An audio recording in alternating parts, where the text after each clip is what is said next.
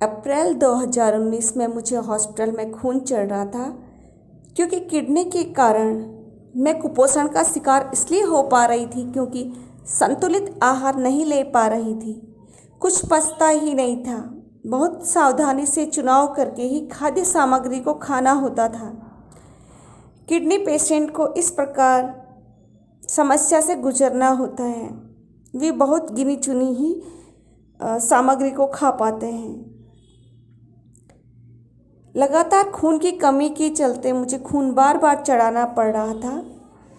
जब हॉस्पिटल में मेरे खून चढ़ रहा था तो कान्हा जी ने 3 बार मेरे कानों में कहा, वे दिखाई तो नहीं दिए, कहा कि तुम 3 बोतल खून चढ़ाओ किसी भी तरह। ये शब्द थे उनके।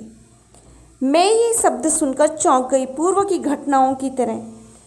थोड़ी देर बाद एक महिला उसी रूम में अपने किसी बीमार बालिका को देखने आई। वह महिला इधर उधर जाती और अंदर झांकती। फिर वह महिला मुझे देखते ही मेरे पास आई और कहा कि पता नहीं तुम्हें देख के मेरे बाह के बाल खड़े हो रहे हैं। उसने कहा कि पता नहीं, मेरे समझ में नहीं आ रही यह बात कि जब भी मेरी नज़र तुम पर पड़ रही मेरे हाथों में रोंगटे खड़े हो रहे हैं, न जाने क्यों। फिर मैंने उस महिला को अपने बेड के कोने पर बिठा दिया। वो महिला भी अनजान थी, मैं भी उसको नहीं जानती थी। उसके बार बार बाह दिखाने के साथ महिला ने कहा, देखो रोंगटे खड़े हो रहे हैं। उस महिला ने मुझे पूछा कि क्या तुम पर चंडी देवी आती है? मैं बहुत खुश हो गई। मैंने कहा, मैं कल ही तो चंडी देवी से आ रही हूँ, मुझे बुलावा आया था उनका, मैं वहाँ मंदिर गई थी कल। तब उस महिला को मैंने बताया, नहीं, मुझ पर कोई देवी नहीं आती, पर चंडी देवी ने बुलाया अपने स्थान पर तो मैं गई। उस महिला ने कहा, तभी मैं कहूँ कि तुमको देखकर मेरे हाथों के रोंगटे क्यों खड़े हो रहे। उस अनजान महिला ने, लगभग जो कि 65 वर्षीय थी, मुझे एकदम से गले लगा लिया और अश्रुपात करने लगी। मेरे लिए ये घटना हैरान करने वाली थी। उस महिला ने बताया कि उस पर चंडी देवी आती है। फिर वह वहाँ से चली गई। जब मैं भद्राज मंदिर गई तब मैंने इस महिला के विषय में कुछ नहीं सोचा था। केवल उस शब्द को सुनकर कि तीसरी बोतल भी खून की चढ़ा दो, कैसे भी करके। ये शब्द किसके थे ये जानने के लिए मैं जरूर उत्सुक थी। जैसे ही मेरा दीपक महाराज जी के सामने मेरा नंबर आया तो मैंने कहा कि ये क्या शब्द मुझे वहाँ सुनाई दिए। मैंने वे शब्द बिल्कुल भी दीपक भैया से नहीं बोले। तब दीपक भैया ने स्वयं से कहा कि ऐसा कहा ना कि तीसरी बोतल भी चढ़ा लो खून की, कैसे भी करके। मैंने कहा, हाँ जी महाराज जी।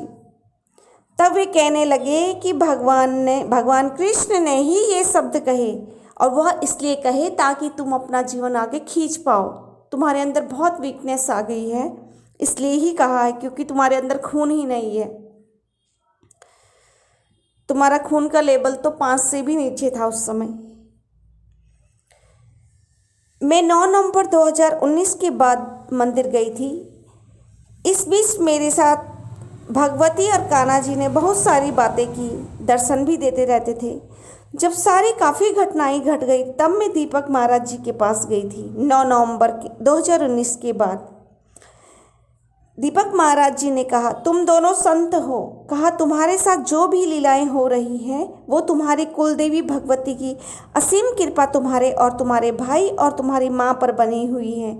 वे ही सत्य घटना देती हैं ताकि तुम सतर्क हो जाओ, परेशानी में न पड़ो।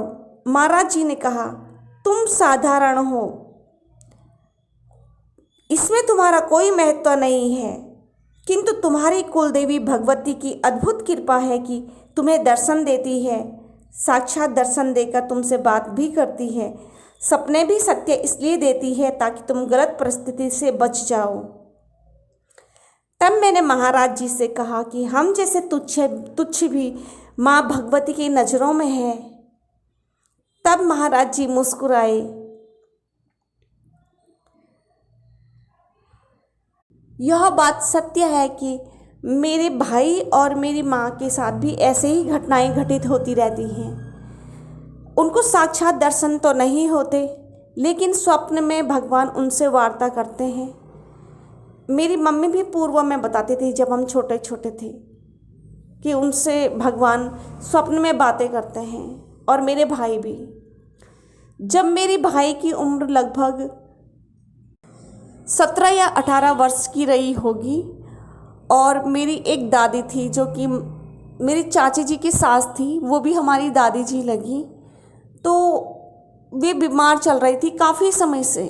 लगभग 3 वर्ष से उन्होंने बिस्तर पकड़ रखा था कि वे आज मरेंगे आज मरेंगे, लेकिन नहीं, उन्होंने 3 वर्ष खींच लिए बेड पर पड़े पड़े।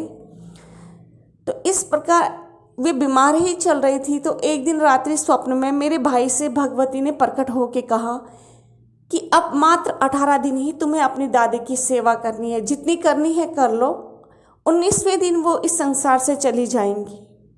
और भगवती अदृश्य हो गई स्वप्न से।